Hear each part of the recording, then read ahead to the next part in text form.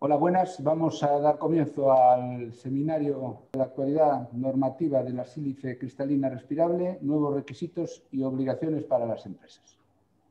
La sílice cristalina, como todos sabemos, es una materia extremadamente ya tocada a lo largo de los años y a lo largo de los últimos meses especialmente, porque en fin, estamos pendientes de diferentes actualizaciones del marco normativo y a su vez hay distintos criterios interpretativos respecto de esta cuestión que para los profesionales del sector nuestro de la piedra es espinosa, por decirlo con un término un poquito suave. Es indudable que hay una gran confusión con respecto de la situación sobre la sílice cristalina en este momento. También es indudable que las empresas están haciendo esfuerzos de mejora de sus condiciones en los puestos de trabajo frente a la exposición de este agente de manera exhaustiva en los últimos años. Y también es cierto que las autoridades y los organismos de vigilancia de la salud de los diferentes niveles de las administraciones están preocupadas y atentas a esta cuestión. Aunque es, decía al principio, un asunto muy manido, muy tocado, sin embargo requiere, precisamente por ello, una vuelta de tuerca y una actualización. Hoy contamos con un elenco de ponentes que precisamente trata de responder a las diversas facetas de un problema, o una cuestión, mejor dicho, multivariable, como es la sílice, y que en un sector como el nuestro, que va desde una cantera hasta un producto colocado en construcción y con diversos tipos de empresas, como las canteras, los establecimientos de elaboración y transformación, los talleres y los marmoristas, pues tiene un amplio espectro de incidencia. El primer ponente con el que contamos hoy en nuestra jornada se llama José Rega Piñeiro. José Rega, que es licenciado en Biología y es técnico superior en Prevención de Riesgos Laborales con las 3 especialidades, es el actual jefe de la delegación de LISGA en la provincia de La Coruña. Es un profundo conocedor del ámbito de la prevención, también fue subdirector general técnico de LISGA y es un profesional que también participa, si no estoy yo mal informado, en la Comisión de Valores, o en el grupo técnico de la Comisión de Valores del Instituto Nacional de Seguridad y Higiene del Trabajo, en representación de la Comunidad Autónoma de Galicia. Por tanto, es un profesional de la Administración que conoce bastante sobre la situación de la sílice cristalina, sus riesgos, el porqué de sus valores y un poco la situación general actual. Le hemos pedido a Pepe Rega que nos haga una breve actualización de la situación normativa y de los requisitos que la directiva, que todavía no se ha traspuesto, aunque ya venció el plazo para ello, al ordenamiento jurídico español, y del Real Decreto de Cancerígenos, que será el que deba recoger esa transposición, obligan a las empresas hoy día. En base a esta propuesta que amablemente Pepe nos aceptó, pues le cedo los trastos y la pantalla, puesto que no está presente hoy aquí para cederle la palabra así de forma normal, ¿no? Así que virtualmente, Pepe, te dejo el escenario para ti. Muchísimas gracias. Gracias, José Ángel. Bueno, empezar agradeciendo al Centro Tecnológico de Granito y a ti como gerente del clúster la invitación que has hecho a nuestra organización y además en la participación de 2 personas, mi compañera Teresa y yo.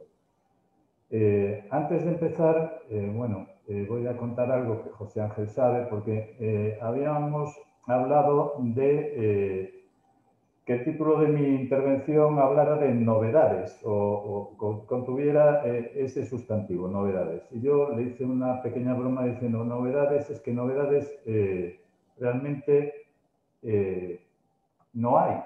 Porque, por un lado, la directiva ya lleva por ahí 2 años y pico publicada, aunque no esté traspuesta, como bien dijo José Ángel, y por otro lado no las hay porque aún no han llegado a su transposición en el Real Decreto. Bueno, fuera de este chascarrillo, yo más que por supuesto lo haré porque es lo que se espera, ver los requisitos o los cambios que supone para las empresas la transposición de esta directiva cuando sea efectiva, pero también me gustaría iniciar y quizás centrar aparte del qué, en el por qué. ¿Por qué nos encontramos en esta situación? Más que en esta situación, ¿por qué la sílice ha entrado a formar parte de una amplia batería de agentes cancerígenos que se están incorporando a la legislación europea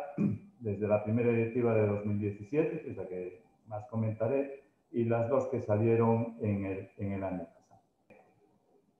Para ello tengo que empezar mencionando que, bueno, la directiva marco del año 89 es consecuencia de que, bueno, en una de las revisiones que se hicieron al Tratado Constitutivo de la Comunidad Económica, que era por aquel entonces, y que dio lugar a un documento llamado Acta Única Europea, se empezó a mencionar las políticas de seguridad y salud en el trabajo. La Acta Única es del año 87 y, como vemos, bueno, pues el Consejo, en este caso, que es el que promueve esta directiva, pues no dejó pasar mucho tiempo hasta que se publica la directiva marco genérica de seguridad y salud en el trabajo.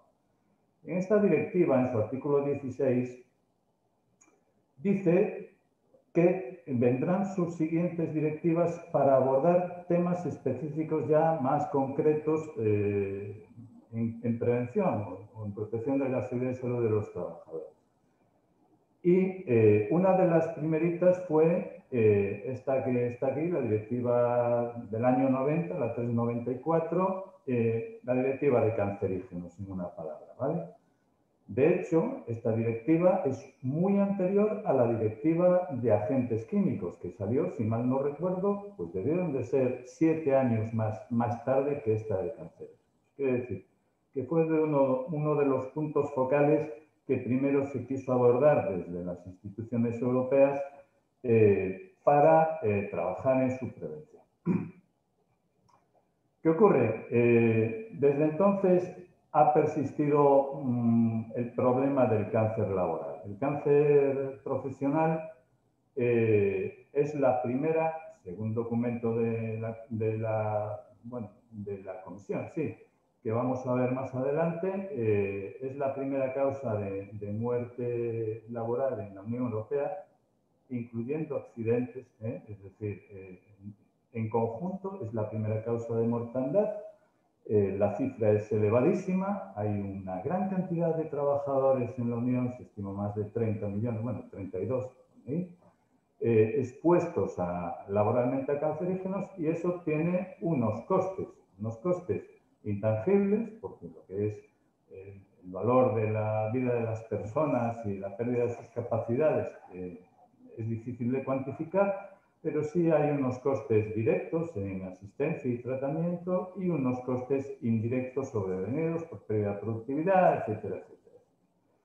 Bien, en consecuencia, y visto que no se había avanzado gran cosa desde la primera directiva de cancerígenos del año 90, los países miembros la transpusieron, pero cada uno avanzó a su ritmo. Hay países como Grecia o Italia que no avanzaron casi nada, no establecieron valores límite apenas, mientras que otros países como Austria, incluso España, pues avanzó muchísimo más. Como consecuencia, había una ligera distorsión, ligera o grave distorsión en lo que es el avance de la protección de la salud de los trabajadores frente a agentes cancerígenos, y los países básicamente centroeuropeos, Alemania, Austria, los Países Bajos y Bélgica, promovieron ante la Comisión una revisión o una adopción de una legislación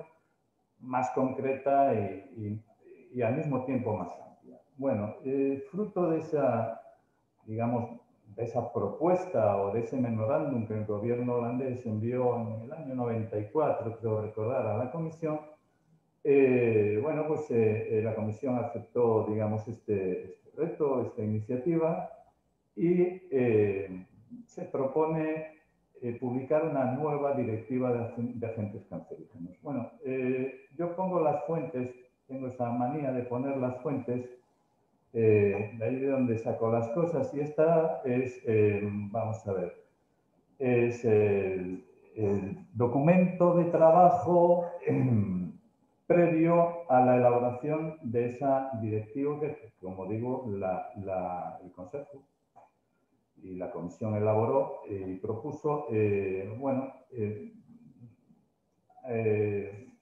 publicó luego en el año 17.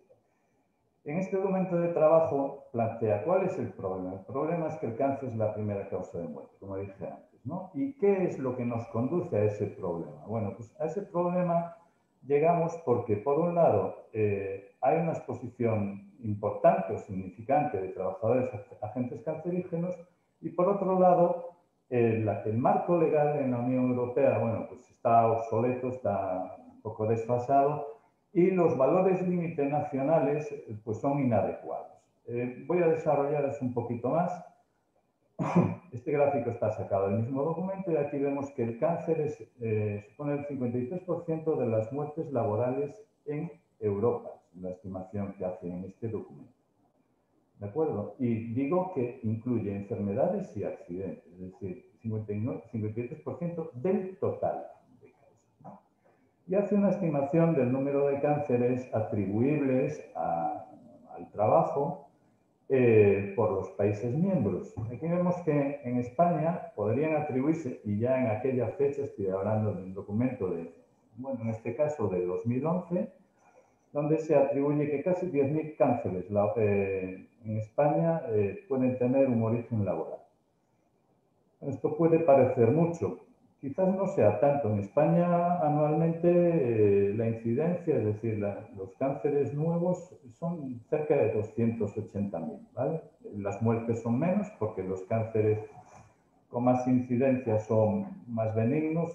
Donde digo que en España se estiman para esa fecha de 2011 unas 10.000 muertes por cáncer, y digo que tampoco es...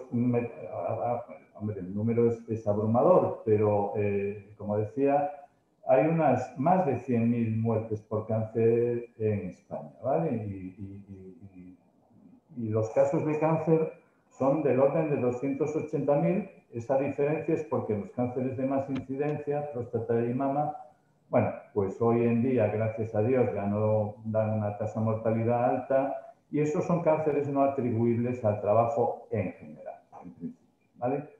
Bueno, voy a hacer un inciso porque de estos 10.000 vamos a pasar a la cruda realidad, y es, digamos, el reconocimiento o, digamos, la calificación como profesionales de los cánceres que se están produciendo. Y vemos que esto es de 2019. En España, bueno, pues como enfermedades profesionales tenemos declarados 94 cánceres, ¿vale? Y eso porque el 75% son cánceres que bueno, la relación causa-efecto es inmediata y está muy clara, que son los provocados por el amianto.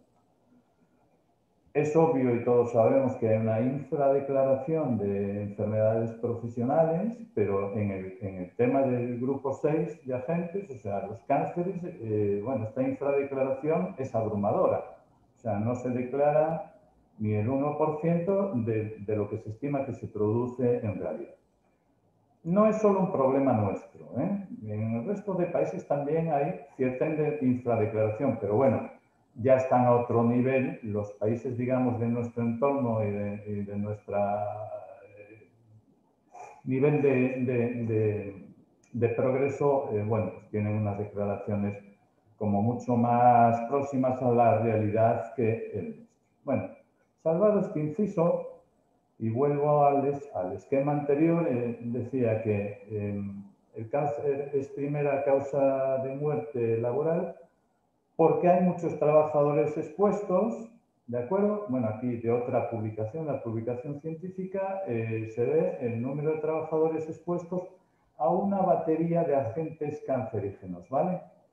Quiero hacer notar que estos agentes son como 2 docenas, 24 o 25, y que si alguien se fija en nombres les van a ir sonando porque son los agentes en los que se ha estado actualizando en la normativa europea sobre agentes cancerígenos. Evidentemente, se ha estado trabajando en aquellos cancerígenos en los que más población expuesta hay, lógicamente. Si nosotros, IARC tiene un listado de unos 120, 121 cancerígenos del grupo 1, o sea, los más serios o los más preocupantes, pero si se trabaja en esta batería de 20, 24 agentes cancerígenos, llegaríamos a reducir el problema, se estima en un 80 o un 90% del cáncer laboral, ¿vale?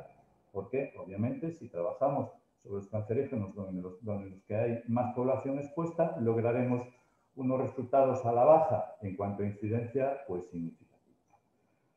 Bueno, en esa batería de cancerígenos, evidentemente, estaba el polvo de sílice cristalina, el polvo respirable, porque, bueno, ya desde el año 87, perdón, pues la IARC, la Agencia Internacional de Investigación en Cáncer, pues ya había dictaminado la carcinogenicidad del polvo de sílice, que fue corroborado en documentos posteriores. Bueno, esta es la última recopilación, y llegó a estas conclusiones, que bueno, no me paro mucho, pero que ahí están. En estas conclusiones sí se diferencia el cuarzo y la cristobalita de la trimilita, ¿de acuerdo?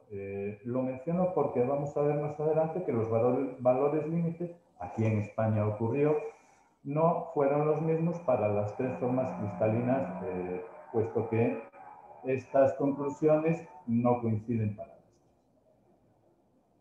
Estábamos en número de trabajadores expuestos. Bueno, pues en este documento de trabajo, que no lo mencioné antes, es el estudio de impacto previo a la emisión de la directiva. Cuando se emite una directiva que tiene repercusiones, se hace un estudio socioeconómico de impacto sobre precisamente esas repercusiones que va a tener la directiva cuando se promulgue. Bueno, pues en este estudio, y por países, vemos que es España, esto es Croacia y no hay datos, ¿vale? Que es España el país que con diferencia aporta más trabajadores expuestos al polvo de sílice cristalino. El por qué no sabría decirlo. A lo mejor es que mentimos menos que otros o somos más exagerados, ¿no? Bien. No solo son los trabajadores del sector extractivo, y de hecho no son los trabajadores del sector extractivo los que más pesan en este número, digamos, de trabajadores expuestos. Esto es de otra publicación que estudia el cáncer laboral en el Reino Unido.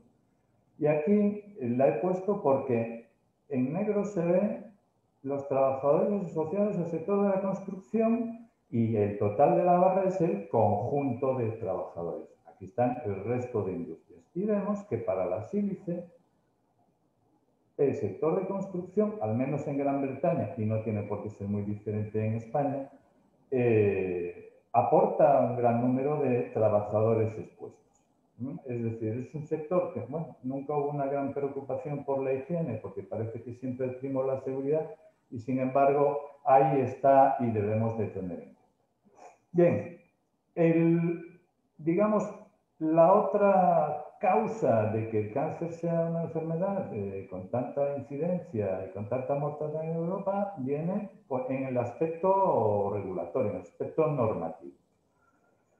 Por una parte, la normativa estaba muy obsoleta. Bueno, mencioné antes esta directiva inicial de agentes cancerígenos del año 90. Esta se actualizó, tuvo una revisión en el año 97, que fue una revisión muy pequeña porque consistió simplemente en incorporar el valor límite del benceno al ámbito de aplicación de directiva. O sea, aplicó un valor límite para una sola sustancia, el benceno. Y luego, en una modificación posterior, 2 años después, se incorporaron el cloruro de vinilo monómero y el polvo de maderas duras, el serrín de maderas duras. Ambos con valor límite y además, para el caso de maderas duras, ya no solo establece un valor límite, sino que califica como cancerígenos los trabajos en los que se produzca exposición a estas sustancias. Bien, estas flechitas no están tachando, simplemente indico. En Europa se funciona de manera diferente a España. En Europa, las directivas, cuando se refunden o cuando se incorporan, van incorporando novedades, se les da un nuevo número, una nueva nomenclatura. En España, como sabéis, es a la inversa. Salen las novedades, los textos novedosos se incorporan al inicial y se mantiene la nomenclatura de partida. Es decir, hoy en día, el Real Decreto de Cancerígenos en España, la nomenclatura es 665 del año 97. Sin embargo, en la Unión Europea se van cambiando nomenclaturas y, bueno, el término codificada quiere decir que es que resume varias anteriores y no aporta nada nuevo. Lo único que hace es compendia y recopila todo lo anterior. Hubo una modificación posterior en el año 2014, pero que consistió simplemente en adaptación al reglamento europeo RIS-CLP, realmente al de clasificación, etiquetado y envasado de sustancias químicas, puesto que cambió la nomenclatura de cancerígenos. La nomenclatura, no el concepto. Antes había cancerígenos 1, 2 y 3, y en ese reglamento europeo, pues en vez de 1, 2 y 3 se puso 1A, 1B y 2. Ese cambio de nomenclatura supuso que en la definición de agente cancerígeno que figuraba en esta directiva, hubo que hacer ese pequeño cambio, pero no tuvo más repercusión. Bien, ese desfase o esa obsolescencia de la normativa europea se traduce en lo que aún en España tenemos hoy, puesto que no se ha traspuesto la directiva del año 17. Y es que nuestro decreto de cancerígenos contempla una lista de procedimientos de trabajo o trabajos que muchas veces, porque no se pueden asociar directamente a una única sustancia, u otras veces porque no entran dentro del ámbito de aplicación del Reglamento Europeo CLP, puesto que son productos intermedios que no se pueden aislar, pasa lo mismo con la sílice, pues se incorporan como agentes cancerígenos. Los trabajos, y a mayores, si hablamos de sustancias concretas que podemos identificar, pues establece un valor límite. Bien, pues como veis, 3. Estamos en 3 valores límite, ¿vale? Eso no quiere decir que a nivel nacional no se hayan incorporado valores límite para sustancias que se sabe que son cancerígenas, que aunque no están recogidas en el Real Decreto 665, pero se sabe desde hace tiempo, por ejemplo, polvo de sílice y otros, que son sustancias que pueden producir cáncer. Y en consecuencia, por ejemplo, en España, en los valores límite ambientales, las sustancias cancerígenas se publicaban en una tabla independiente, la tabla 2, ahora no, ahora desde hace 3 años me parece, las hemos juntado todas en una única tabla, pero llevan una anotación de que son cancerígenos, ¿vale? Pero lo que comentaba antes, países como Grecia, Italia, Chipre, que va siempre con Grecia, tienen una lista de valores límite establecidos para sustancias cancerígenas que es ridícula, mientras otros como Austria, España y Finlandia tienen muchos más valores límites establecidos. Esto supone una distorsión, evidentemente, cuando estamos hablando de normativa europea y que aplica a todos los países de la Unión y del espacio económico. Pero es que, aún dentro de esa distorsión de la diferencia en el número de valores límites asignados, si nos vamos a una sustancia concreta, pues vamos a ver, por ejemplo, en el epoxipropano, me parece que era epoxipropano, y vemos diferencia del 1 al 50. Dependiendo del país, un país ha puesto como límite 1 miligramo metro cúbico y otro país ha puesto 50. Otros países han puesto 50. Y eso pasa, si os fijáis, pues los iberochilenos está por aquí, estamos en las mismas, estamos del 1 al 90. esto es inasumible porque además, desde el punto de vista de la Unión Europea, supone una competencia desleal, es una desventaja competitiva el hecho de que haya tal diversidad o tanta diferencia en los valores límite exigidos en los diferentes países, ¿vale? Esto pasa pues porque a nivel, digamos, global solo tenemos aquellas tres sustancias, o teníamos aquellas tres sustancias, es decir, polvo de madera dura, el clorhidrato monómero y el benceno. Entonces, para todo el resto, cada uno hace lo que quiere y bueno, pues como dice aquel documento de trabajo, los valores límite nacionales no son los más adecuados. Con respecto a la sílice, bueno, pues sí es cierto que no hay tantísima diferencia entre unos países y otros, pero bueno, con todo es significativa, ¿vale? Porque mientras la mayoría de los países tienen 0,05 o 0,0501 miligramo metro cúbico, cuando se diferencia el cuarzo y cristobalita de la trimidita, pues hay quien está pues 3 veces o más por encima de ese valor y bueno, pues lo que decía es una distorsión. En consecuencia, bueno, pues la Comisión publica la propuesta de directiva en el año 16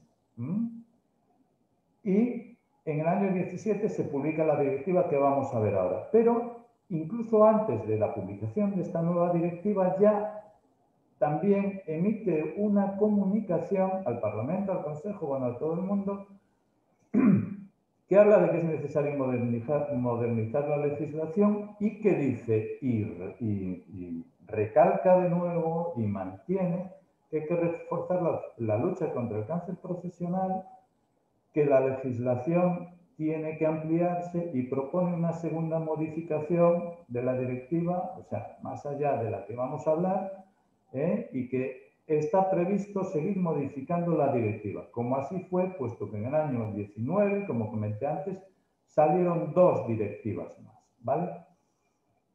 Bueno, pues vamos a la nuestra, la directiva 2398 de 2017. Yo he extractado aquí 2 de los considerandos. Yo creo que los considerandos de las directivas, que mucha gente no lee, y yo creo que aclaran mucho, aparte de que enseñan, aclara mucho del porqué de las cosas y son muy interesantes. Bueno, digo que he extractado estas 2, que son las que se refieren específicamente al polvo de sílice cristalina, polvo respirable. Bueno, la primera dice que hay pruebas suficientes de que es cancerígeno, que hay que establecer un valor límite, pero que además hay que incluir los trabajos que conlleven una exposición al polvo, porque no entran dentro del ámbito de aplicación del reglamento CLP y, por tanto, no son clasificables. Y entonces, como no podemos clasificar la sustancia, clasificamos el trabajo como cancerígeno, ¿de acuerdo? Y por otro lado, en el considerando el siguiente, hace mención al acuerdo NEPSI, es decir, al acuerdo sobre buenas prácticas, ¿no? en el ámbito del trabajo donde existe la sílice cristalina, diciendo que este tipo de acuerdos o de iniciativas son instrumentos útiles y necesarios que complementan las medidas reguladoras y que ayudan, evidentemente, al cumplimiento normativo de los valores límites. Si ponemos o adoptamos unas buenas prácticas, nos va a ser mucho más fácil y mucho más llevadero el conseguir cumplir con los valores límites. Sin embargo, en la directiva siguiente, en la primera del 2019, en la 130, nos recuerda que el cumplimiento de estos acuerdos tipo NEPSI no da presunción de conformidad, es decir, sigue habiendo unas normas que cumplir, unas normas legales y que, bueno, por más que adoptemos todas las recomendaciones de acuerdos tipo NEPSI, bueno, no se nos olvide que tenemos que cumplir la norma. ¿Qué dice la directiva? Bueno, no es muy larga, pero he extractado lo que interesa para el foro en el que estamos. Y lo que ya hemos dicho, incluye en el anexo 1 es donde se listan los trabajos que se califican como cancerígenos. Se incluyen en el anexo 1 los trabajos que suponen la exposición al polvo respirable de la sílice cristalina, Y se incluye en el anexo 3 un valor límite. En la directiva fija un valor de 0,1 miligramos metro cúbico, ¿de acuerdo? Y la otra cosa mollar que dice es que esta directiva tendría que estar traspuesta hace 10 meses. Bueno, todos sabemos lo que ha pasado en el mundo estos últimos meses. Yo sé que, bueno, que estaba en una fase muy avanzada ya para la transposición. Había estado a exposición pública, se habían recopilado todas las alegaciones de las partes interesadas, o sea, estaba ahí, digamos, ya a punto de caramelo. Pero lo cierto es que aún no se ha traspuesto la directiva, incorporándola al Real Decreto 665 de agentes cancerígenos. Las empresas que hasta ahora tenían trabajadores expuestos a sílice cristalina, digamos, estaban obligadas, bueno, salvo las que entran dentro del ámbito de aplicación del Reglamento General de Normas Mineras, que tienen ya esa normativa específica. Bueno, el resto, en general, estaban sometidas al Real Decreto de Agentes Químicos, ¿no? A la normativa específica de agentes químicos, pero no la de cancerígenos. Bueno, con esta directiva le va a aplicar el Real Decreto de Agentes Cancerígenos. ¿Qué implica ese cambio, digamos, a tener que adoptar una nueva normativa o ampliar la normativa que nos atañe? Yo, ya sé que José Ángel no será de la misma opinión, yo creo que no tantísimo. Sí, lo que implica puede ser importante porque tiene repercusiones económicas para las empresas, pero en lo que es gestión de la prevención tampoco tantísimo. Y vamos a explicar qué implica. La Directiva de Agentes Cancerígenos, el Real Decreto 665, impone, digamos, una prelación de actividades o de gestión, en una palabra, de la prevención. Y lo primero que hay que hacer es identificar el agente, en este caso agente cancerígeno, evitar trabajar con él, es decir, eliminarlo en una palabra, normalmente por sustitución, o sea, sustituirlo por otro. Y en cualquier caso, evaluar los riesgos. Bueno, esto también lo dice el decreto de agentes químicos, lo de intentar sustituir los agentes químicos peligrosos por otros que supongan ningún o menor peligro, ya lo dice. Identificar los agentes peligrosos ya lo dice el decreto de agentes químicos. Evaluar el riesgo, evidentemente, también lo dice.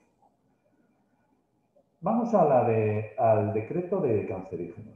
Dice que si no se puede eliminar el agente cancerígeno, no se puede sustituir por otro que no sea cancerígeno, se debe encerrar el proceso de trabajo.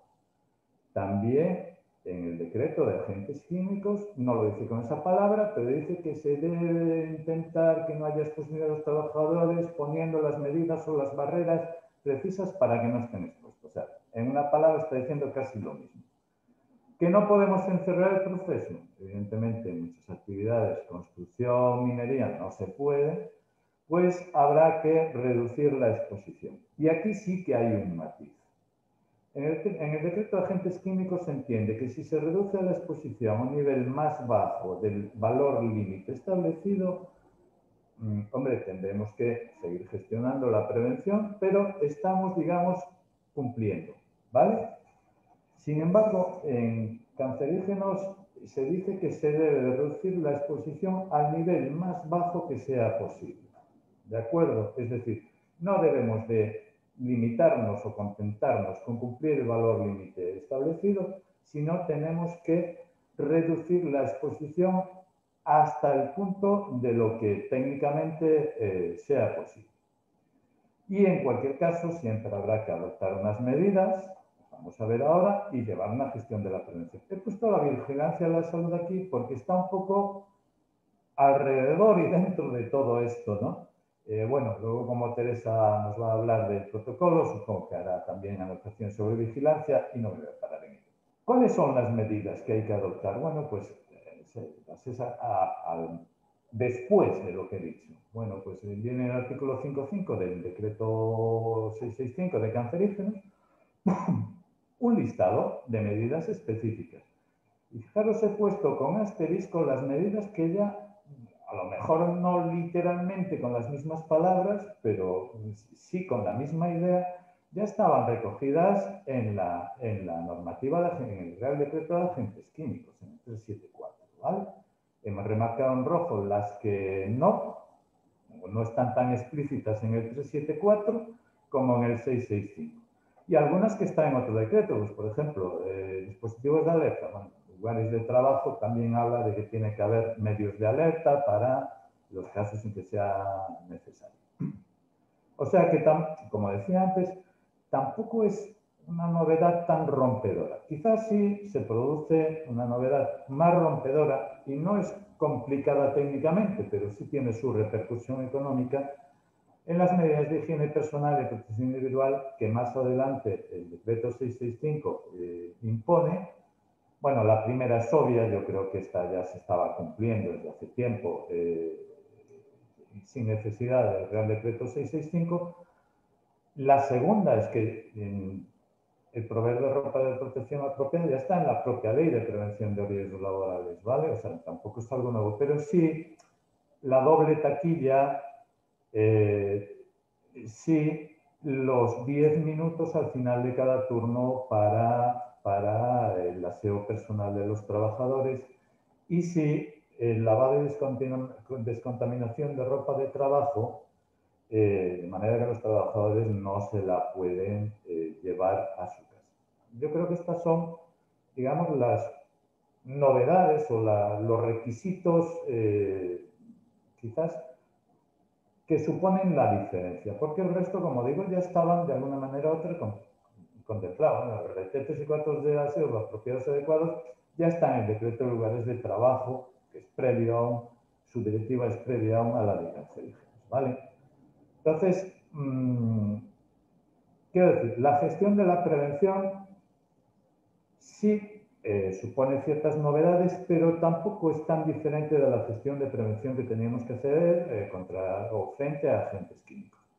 Otros requisitos del Real Decreto 665, bueno, pues sí menciona, y esto es más bien para industria química y sectores construcción o minería en los que ya es más difícil de encajar esto, que también se podría, y es que hay que tener siempre en previsión las exposiciones no regulares o accidentales, hay que tener en cuenta también al personal de mantenimiento o de subcontratas o tal que entra y puede estar expuesto. Esto también lo dice en el decreto de agentes químicos. Y luego se impone, bueno, pues una gestión un poquito más profunda, más exhaustiva, no sé cómo decir, en otros aspectos, digamos, de gestión de la prevención general. La documentación, por ejemplo, pues hay que tener un listado de trabajadores expuestos, el plazo de conservación de esta documentación se amplía a 40 años, cuando cesa la actividad de la empresa, esa documentación se tiene que enviar, es decir, no la podemos dejar por ahí, hay que enviarla a la autoridad competente, tiene que haber a disposición de la autoridad por si te lo pide de un día para otro o de un momento para otro, bueno, pues bastante información, incluyendo procedimientos industriales, incluyendo las medidas que se han intentado adoptar o adoptado para reducir la exposición o para sustituir sustancias. Y también, y esto es importante también, la formación de los trabajadores es un poquito más exhaustiva, porque dice que tiene que ser en modo de instrucciones, al menos en lo relativo a estos aspectos que pongo aquí y que pone el Real Decreto. O sea, quizás no valdrá como hasta ahora que el trabajador te firma un papelito diciendo he recibido la información no sé qué, no. Habrá que también elaborar unas instrucciones y, bueno, pues difundirlas a los trabajadores. Con lo cual, a día de hoy tenemos el cuadro donde estábamos, hasta aquí, ¿vale? Se ha publicado 3 directivas nuevas. Estas 3 directivas han supuesto la que hemos estado hablando hasta ahora, la incorporación de la sílice, trabajos con exposición y sustancia en el anexo 3 con valor límite, no solo la sílice, aquí se revisaron los valores de los agentes que ya estaban, aquellos 3 agentes que estaban en el cuadrito, y se han incorporado 9 o 10 más, ¿vale? O sea que no solo le tocó la China a la exposición a la sílice. Y en el año pasado se han aprobado 2 más, donde en esta incorpora 7 sustancias nuevas y en este 5, creo recordar. Así que a día de hoy estamos en, si no me fallan las cuentas, 25 sustancias cancerígenas en breve plazo, desde donde había solo 3. 25 sustancias cancerígenas, para muchas de ellas se ha establecido valor límite, para otras no hay manera, yo no sé cómo lo van a hacer, porque los humos de escape diésel en determinadas actividades no sé cómo se va a hacer, y la exposición a motores a aceites de motor usados no sé cómo se va a hacer. Bueno, hay muchas incertidumbres aún que están por determinar y que veremos cómo se resuelve. También hay otras novedades normativas, y es, aunque no se ha traspuesto la directiva incorporado al Real Decreto 665, sí se ha incorporado al cuadro de enfermedades profesionales la sílice como agente del grupo 6, como agente que produce enfermedades profesionales, ¿vale? Con lo cual se avanzará en el reconocimiento de estos cánceres, porque está en el grupo 6, agente cancerígeno, y la enfermedad que reconoce es el cáncer de pulmón, ¿vale? Aquí vienen, digamos, los trabajos a los que se asocia la posibilidad de producción de estos cánceres, de este tipo de cáncer, y supondrá el reconocimiento del cáncer de pulmón provocado o relacionado con la exposición a sílice como enfermedad profesional. Y una novedad también es que se publicó este mismo año un nuevo protocolo de silicosis, que luego hablará mi compañera Teresa. Bueno, y para acabar, 3 minutos, ¿vale? Porque ahora la polémica está en el valor límite para la sílice, ¿sí? En España teníamos el valor 0,05 miligramos metro cúbico para todas las formas de sílice cristalina. Este valor en la mayoría de países europeos también regía, pero para solo el cuarzo y cristobalita, las trimiritas se tenían 0,1, eso estaba en España también antes, ¿verdad? Salvo para las actividades mineras. La directiva en su anexo 3, en el cuadro de valores límite, pone 0,1, y eso ya suscitó la polémica de si cuando se transponga va a aparecer 0,1, va a aparecer 0,05. Voy a dar mi opinión personal. Si ya estábamos en el 0,05 y se supone que cumplíamos, no nos tiene que preocupar que aparezca 0,05 o 0,1. Si ya estamos con las medidas implantadas y son suficientes, bueno, pues ya es un paso que ya habíamos avanzado. Pero en cualquier caso, yo sé que, bueno, que realmente es una dificultad para muchas empresas bajarse al 0,05 y hacer una anotación sobre este valor. Yo creo que va a quedar en 0,1, ¿vale? Bueno, el rum a última hora era que iba a quedar en 0,1 y no en el 0,05 que era el que regía en este país. Pero decir que la directiva ya dice que estos valores límite son revisables, o sea, en función de la información, de los datos científicos y de la evolución de la técnica, pues el nivel se revisará. De hecho, en esta directiva, como digo, se revisaron los niveles de los 3 cancerígenos que ya estaban listados en el anexo.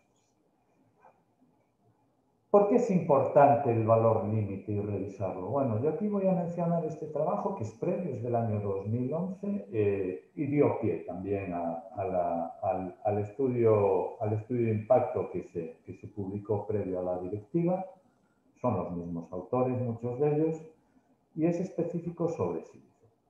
En este trabajo se hace una proyección, fíjate tú, a 60 años del número de, en este caso, muertes por cáncer en función de las distintas sustancias cancerígenas del estudio, ¿vale?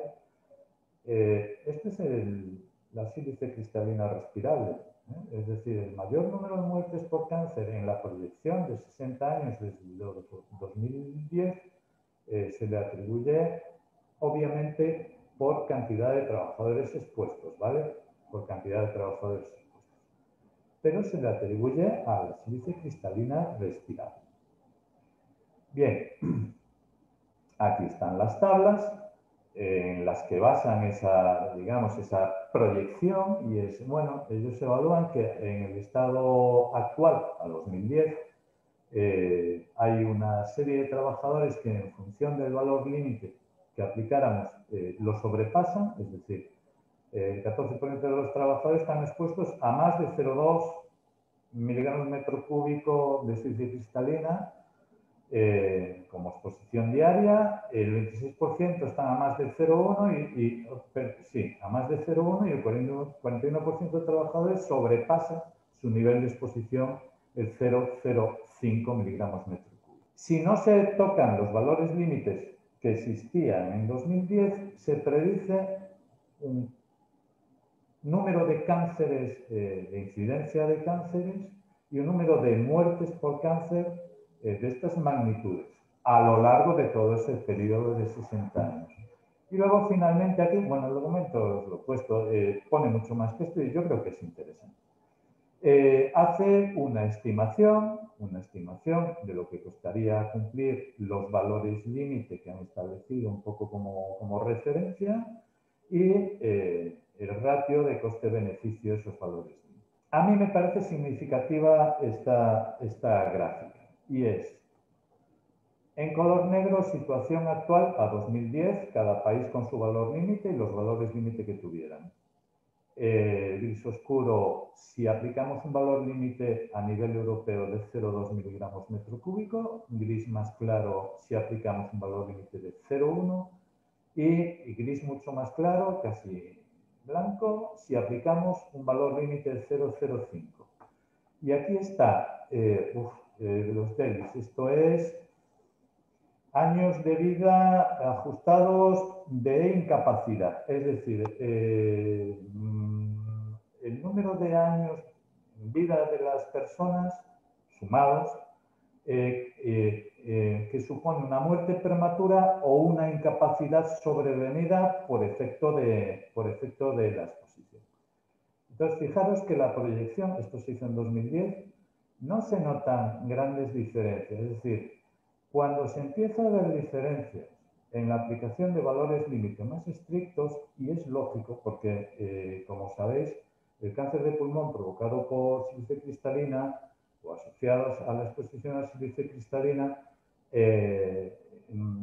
tiene una correlación con la exposición acumulada en años, es decir, tiene un periodo de latencia, igual que la silicosis, ¿de acuerdo? De hecho, hubo, durante un periodo muy largo, se pensaba que antes del cáncer tenía que haber necesariamente una silicosis, que si no se producía silicosis no había cáncer.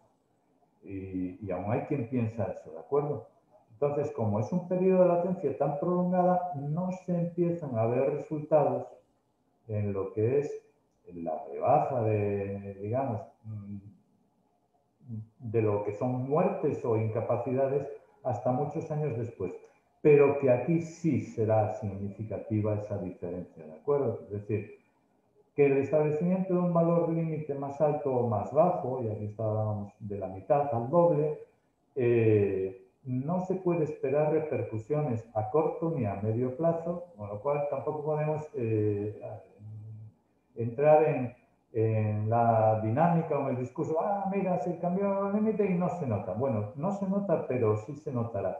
Y por eso yo creo que esta disquisición sobre el valor límite, espero haber aportado algo para aquellos que sois más reacios, que lo sé, a la adopción del valor de 0,05 con esa apreciación, con la de que con el trabajo que se lleva hecho en este país, y lo sé y me consta, por parte de las empresas, para cumplir el valor límite que había, tenemos mucho avanzado y quizás no es bueno retroceder, ¿de acuerdo?